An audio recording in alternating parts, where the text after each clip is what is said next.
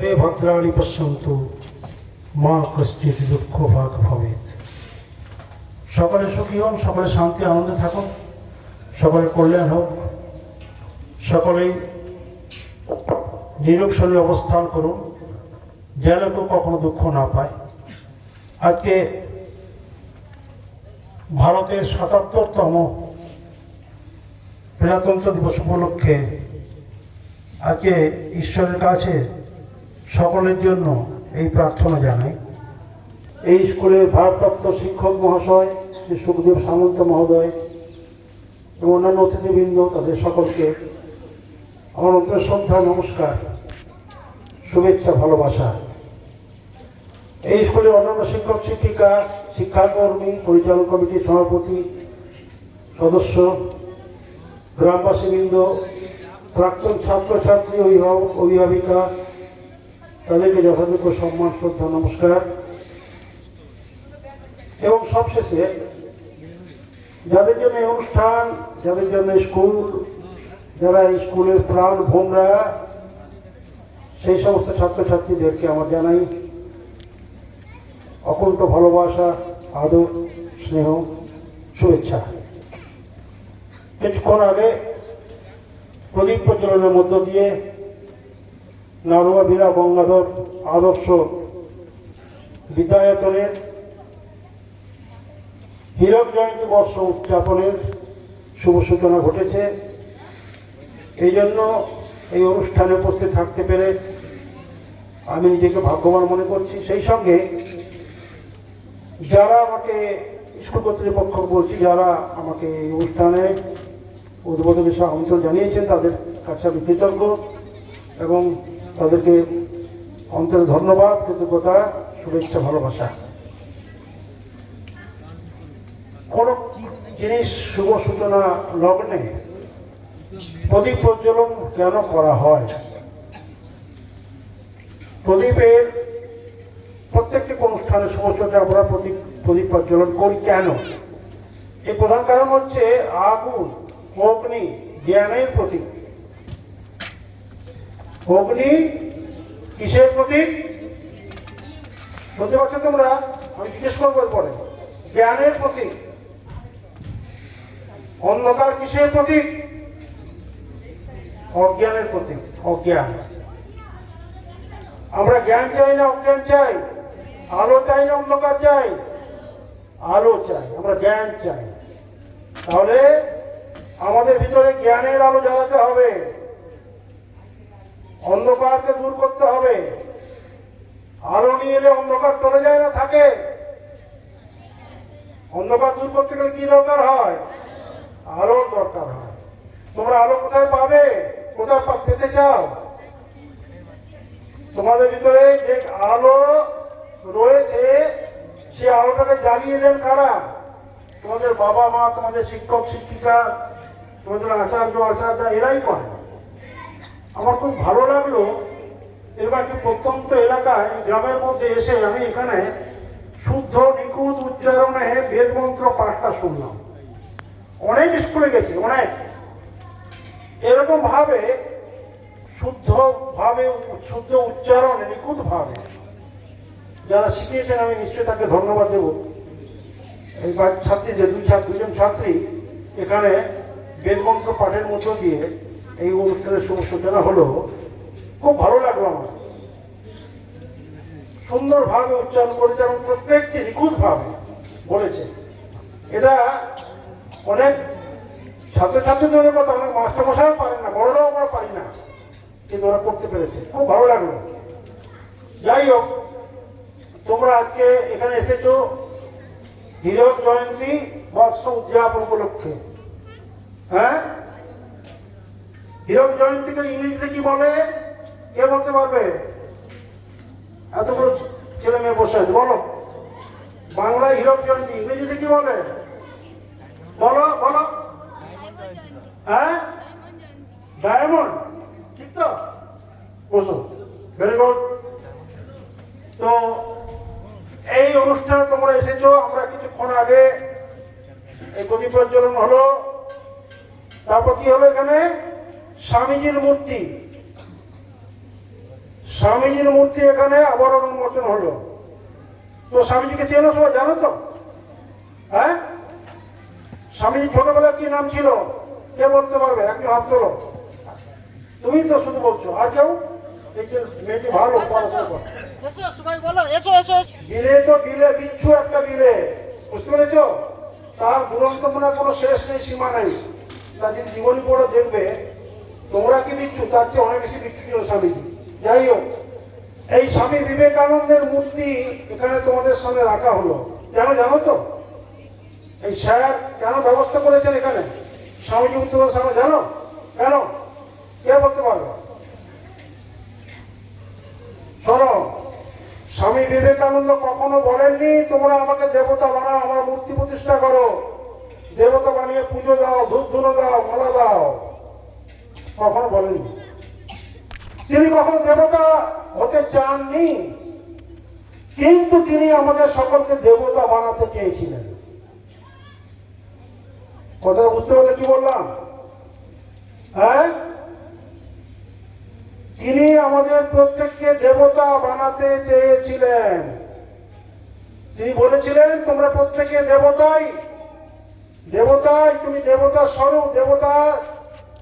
তোমাদের মধ্যে সেই অনন্ত শক্তি, অনন্ত কি বলবো সম্ভাবনা তোমাদের প্রত্যেকের মধ্যে আছে।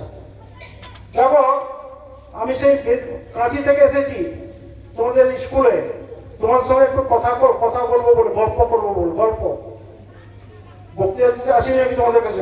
বুঝেছো ব্যাপারটা? তোমাদের সঙ্গে একটু গল্প করবো বন্ধুর মতো।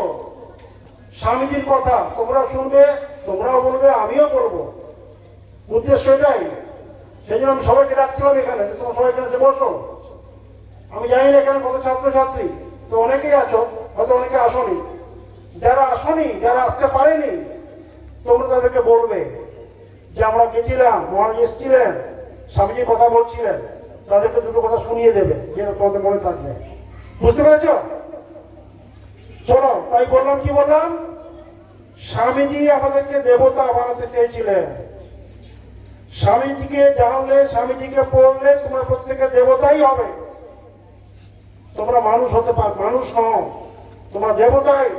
স্বামী চাই চেয়েছিলেন আমি চাই আমার শিষ্যরা আমার চেয়ে অনেক বড় বড় বড় হবে। একটা বিবেকানন্দ আমি এসেছিলাম, কিছু করতে পারেনি, কিন্তু আমার যারা অনুগামী, যারা শিষ্য, তারা আমার চেয়ে অনেক বেশি বেশি অনেক বড় কাজ করতে পারবে। আর পরবর্তীকালে ভবিষ্যতে হাজার হাজার লাখো লাখো বিবেকানন্দ তৈরি হবে। বুঝেছি কথাটা কি বললাম? তাহলে তোমরা প্রত্যেকে একজন বিবেকানন্দ, কি মনে করো তো? হ্যাঁ, হ্যাঁ কি না বলো? আর ভেতর থেকে আসুন কথাটা। ভয় পাচ্ছ কেন? স্বামীজি ভয়কে ঘৃণা করতেন। বলছে যে ভয় পেয়েছে তার মৃত্যু হয়ে গেছে। When you are in fear, you are nobody. তুমি তোমার শেষ। ভয় পা, ভয় মৃত্যু, স্বামীজি বলছেন। একবার শক্ত হয়ে থাকবে।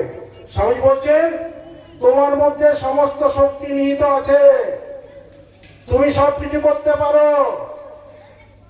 কি বললাম শুনতে পাচ্ছ? মানে যাচ্ছে তোমাদের, তোমার মধ্যে শক্তি আছে সব, তুমি বুঝতে পারছো না, তুমি জানতে পারছো না। কিরকম জানো তো? ছোট্ট একটা গল্প বলি, ঘটনা স্বামীজির কথা দিয়ে, আশা করি তোমাদের ভালো লাগবে। তত্ত্ব কথা বলতে আসিনি, তোমাদের কথা, তোমাদের ভাষায় কথা বলবো আমি। একবার একটা ভেড়ার পালের মধ্যে একটা সিংহ আক্রমণ করেছিল। কেন করেছিল? কি জন্য? ভেড়া খাবে বলে, ভাব করার জন্য নয়, শিকার করবে। ভেড়ার মাংস খুব নরম না শক্ত? নরম তো। তো বুঝতে পারছো, সিংহ সেখানে ঝাঁপ দিয়েছে। যেই একটা ভেড়াকে ধরেছে, ঝাঁপ দিয়েছে, একটা লাফ দিয়েছে, তার পেটে বাচ্চা ছিল, বুঝেছ? গর্ভবতী ছিল, বাচ্চা প্রসব হয়ে গেছে, সিংহের বাচ্চা, আর সে মারা পড়ে গেল। কিন্তু অদ্ভুত ভাবে সে সিংহের বাচ্চাটা কিন্তু মরল না, সে বেঁচে আছে। কি করে বাঁচলো? ভেড়ার মধ্যে কি করে সিংহের বাচ্চা বাঁচবে? সে ভেড়ার দুধ খায়। ভেড়া বাচ্চা যে দুধ খায় না, সে ভেড়ার দুধ খেয়ে খেয়ে সে বড় হতে থাকে, ভেড়ার মতোই আচরণ করে, আর ভেড়ার মতোই ডাকার চেষ্টা করে, ডাকে, ভ্যা ভ্যা করে, আর ভেড়ার মতো ঘাস খাসাতে চেষ্টা করে, খেতে পারে না। কেন কেন খেতে পারে না? সিংহ হচ্ছে কি খায়? ঘাস খায়। ওরা মাংসাশী প্রাণী, ঠিক তো? হ্যাঁ, তাহলে এইভাবে সে আস্তে আস্তে বড় হয়। একদিন আরেকটা সিংহ, বুঝেছ, সেই ভেড়ার পর আক্রমণ করেছে। আবার এসেছে, দেখে সব ভয়ে ছুটে পালাচ্ছে। ভেড়ার পাঁচা চুপ করে থাকবে, সিংহকে দেখে ভয় পালাবে তো, পালাচ্ছে। আর তার মধ্যে সেই সিংহের বাচ্চাটা, সেও তার মধ্যে ছুটে ছুটে পালাচ্ছে। তো সিংহ অবাক হয়ে গেল, প্রাণী এই ভেড়ার পালের মধ্যে সিংহের বাচ্চা কি করে এলো রে?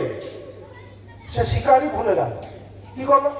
সে গিয়ে সেই সিংহের বাচ্চার ঘাড়ে ঝাঁপ করে ধরেছে, একবার কামড়ে ধরেছে। তখন সিংহের বাচ্চা কি করছে?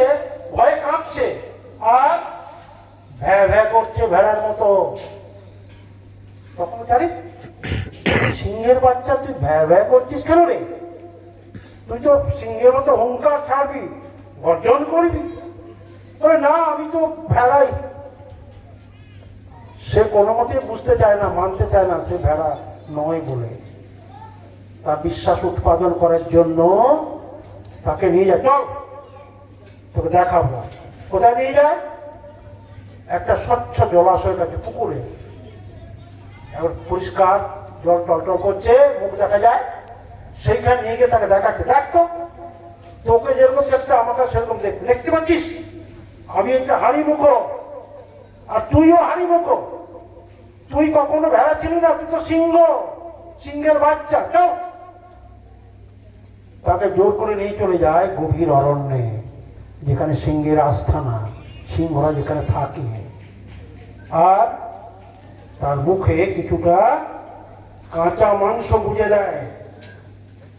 সে রক্তের আস্বাদ পায়। এতদিন ঘাস খাওয়ার চেষ্টা করছিল, যে কাঁচা মাংস তার মুখে গেল না, রক্ত পেল, রক্তের আস্বাদ পেল, সঙ্গে সঙ্গে সে কি করলো? সিংহের মতো গর্জন করে উঠল একবার। তার ভেতরে যে সিংহত্ব, যে তেজ, যে ক্ষমতা, যে শক্তি, বাইরে বেরিয়ে এলো একবার। স্বামীজি বলছেন যে তোমরা প্রত্যেকে সেই সিংহ সদৃশ, come up o lion and shake off the delusion that you are sheep. তুমি উঠে এসো সিংহ। তুমি কেন ভেড়ার মতো? ভেড়ার একটা, তুমি একটা সোয়েটার পরে আছো, একটা জামা পরে আছো, একটা ভেড়ার আস্তরণ গায়ে দিয়ে রেখেছো, চাদরটাকে ছুঁড়ে ফেলে দাও। ভেতরে ভেতরে সিংহটা বেরিয়ে আসো তোমাদের মধ্যে। সে চলছেন, O children of bliss, come up o lion and shake off the delusion that you are sheep. হ্যাঁ, তোমরা নিজেকে মনে করছো আমি ছোট্ট পুত্র, আমি পারি না, পারি না, এটা পারি না, সেটা পারি না। ফার্স্ট বেঞ্চে বসে আছে ভালো ছেলেটা, ফার্স্ট বয়, আর লাস্ট বেঞ্চে আমি মাথা নিচু করে বসে থাকি, স্যার যাতে পড়া ধরতে না পারে। আমি কিছু পড়ে আসিনি, কিছু বলতে পারবো না, কিছু জানি না, আমি পারি না, পারি না। না, তুমি সব পারো, তুমি সব পারবে। কেন? তোমার মধ্যে সেই শক্তি আছে। তুমি শুধু কেন বুঝতে পারছো না? কেন জানতে পারছো না? একটা লণ্ঠনের আলো, লণ্ঠন দেখেছো তোমরা? আগেকার দেখছো, এখন তো এই আলো, বৈদ্যুতিক আলো এসে গেছে, ইলেকট্রিক।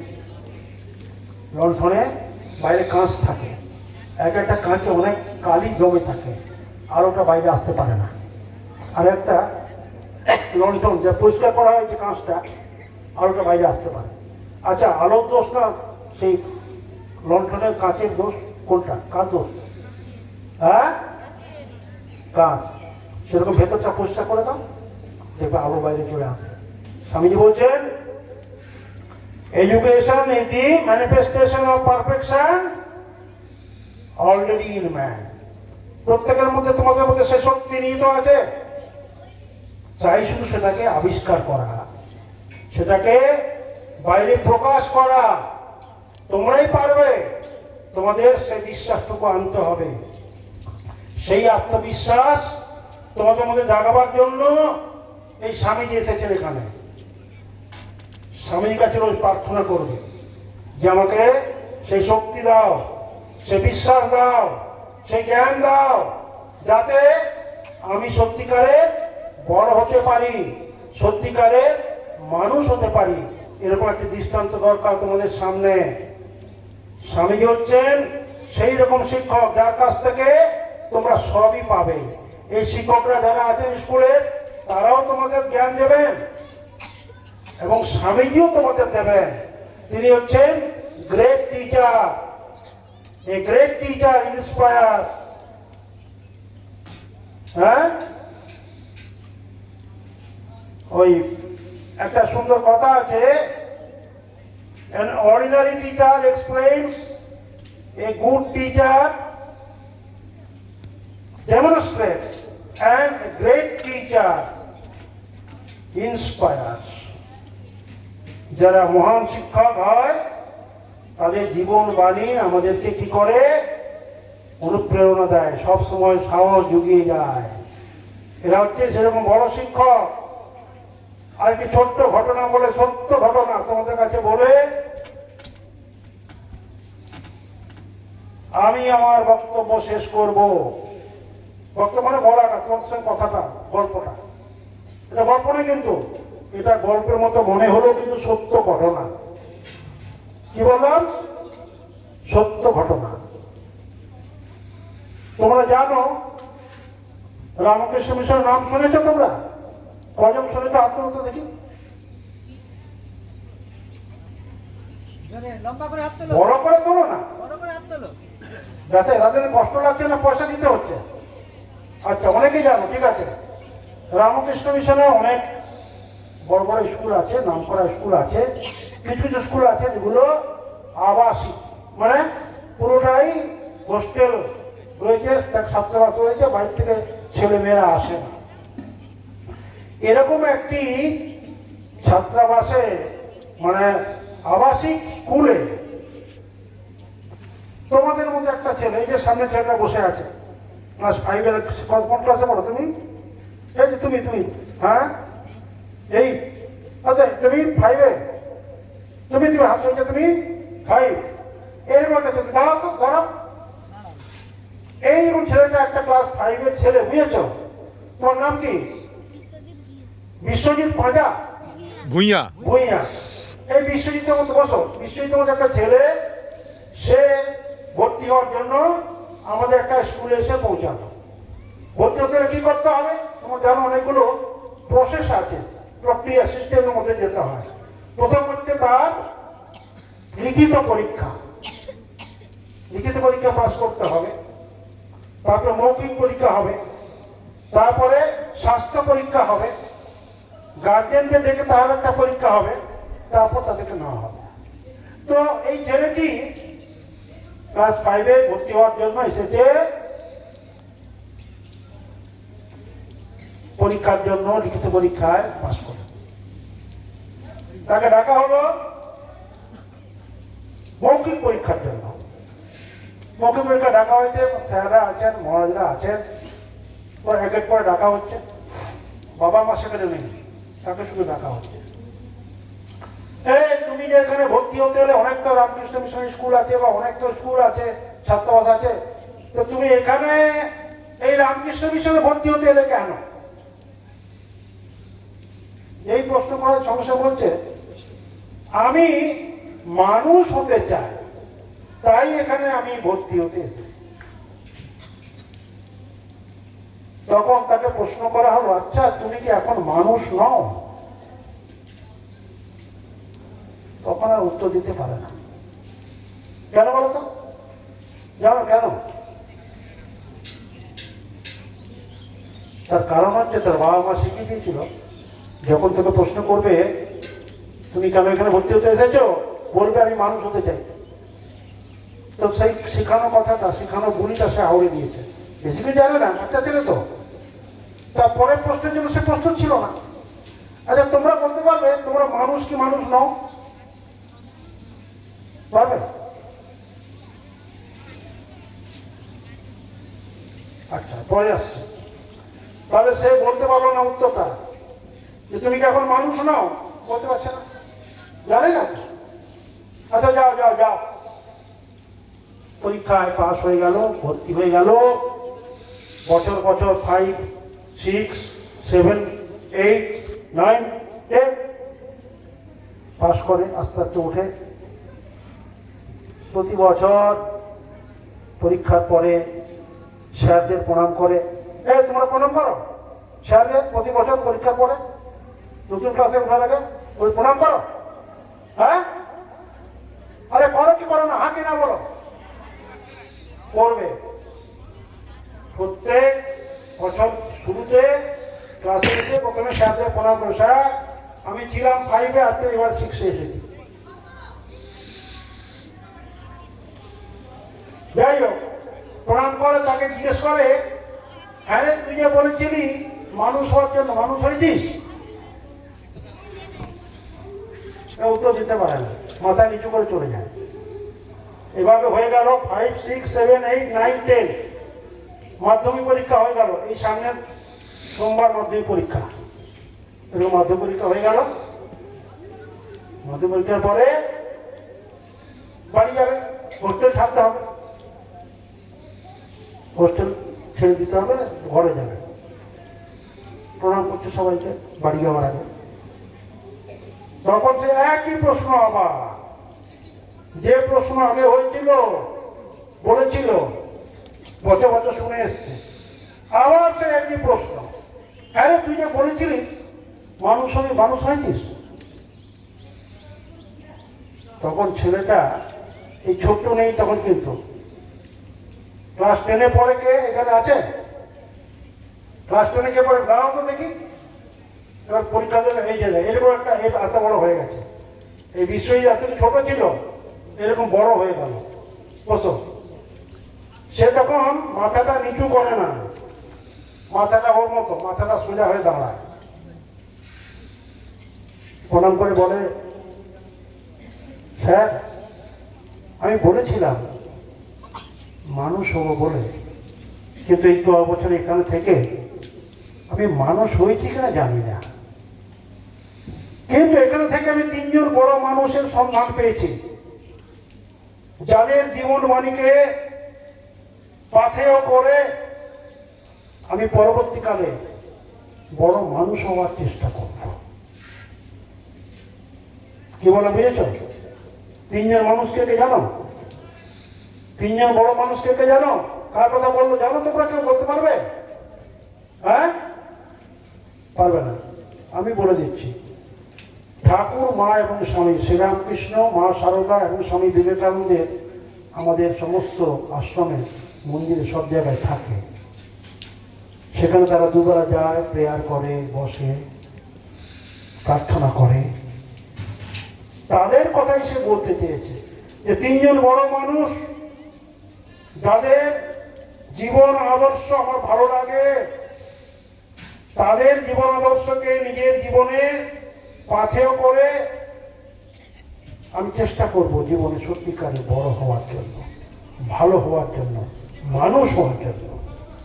তাই তোমাদের সামনে স্বামীজির মতো এমন একটি দৃষ্টান্ত, একটা চরিত্র, যুগদেবতা আমি বলবো, যুগাচার্য স্বামী বিবেকানন্দকে রাখা হয়েছে তোমাদের সামনে, যাকে দেখে তোমরা বড় হবে, যার জীবন বাণী তোমাদেরকে সঠিক পথের সন্ধান দেবে। বুঝেছ কেন এই সমস্ত মহাপুরুষের সামনে রাখা হয় তোমাদের সামনে? এটার জন্য। তাই আজকে সুন্দর দিনে, এই সুন্দর মুহূর্তে, হীরক জয়ন্তী উৎসবের শুভ সূচনায়, শুভ লগ্নে তোমার প্রত্যেককে প্রতিজ্ঞা করো, শপথ নাও, যে হ্যাঁ আমি সত্যিকারে বড় মানুষ হব, সত্যিকারে ভালো হব, ভালো পড়াশোনা করব, মানুষের মতো মানুষ হব। শুধু হাত পা থাকলে মানুষ হওয়া যায় না। মানুষ হতে গেলে আর কি লাগে? মানুষের অবয়ব থাকলে মানুষ হওয়া যায় না। মানুষ হতে গেলে আরো কিছু জিনিস লাগে। কি সেটা? সৎ হওয়া, চরিত্রবান হওয়া, অপরকে ভালোবাসা, অপরকে সাহায্য করা, অপরের জন্য চিন্তা করা,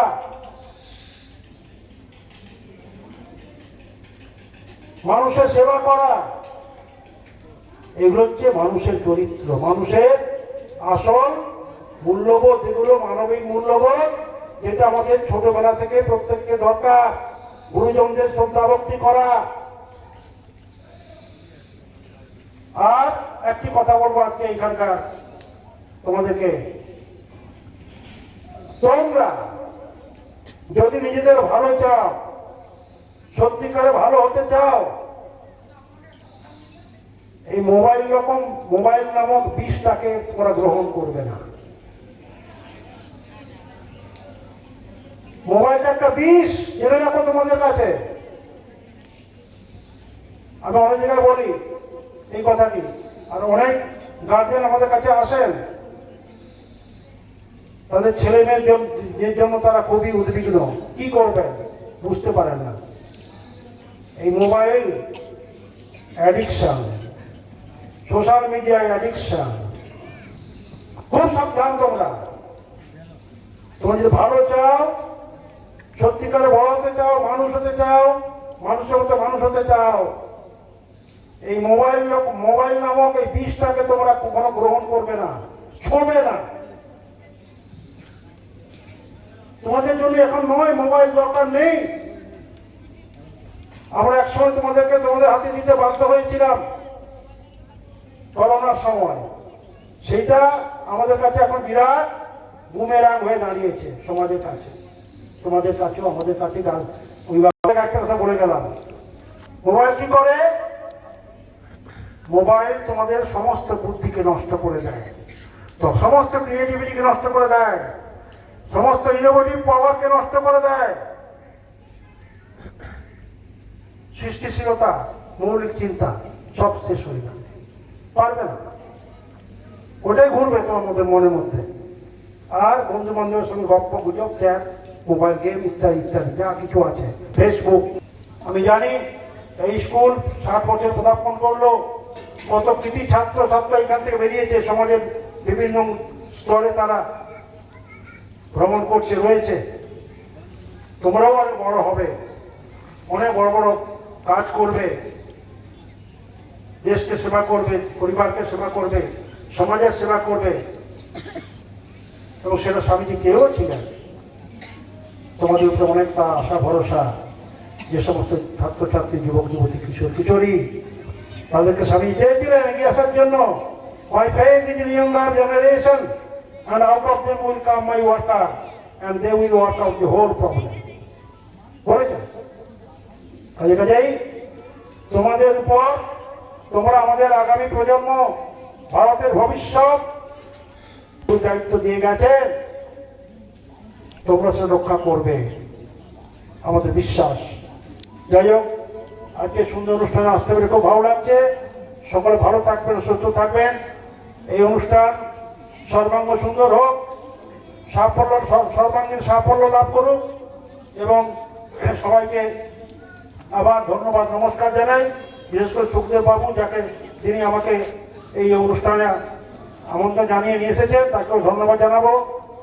এবং অন্যান্য সকল শিক্ষক শিক্ষিকা, শিক্ষাকর্মী সকলকে ধন্যবাদ জানাবো যারা উপস্থিত। ছোট ছোট ছেলেমেয়েরা, ভাইরা, ছাত্রছাত্রীরা, তোমাদের অনেক অনেক ভালোবাসা, আদর এবং শুভেচ্ছা। ভালো থেকো।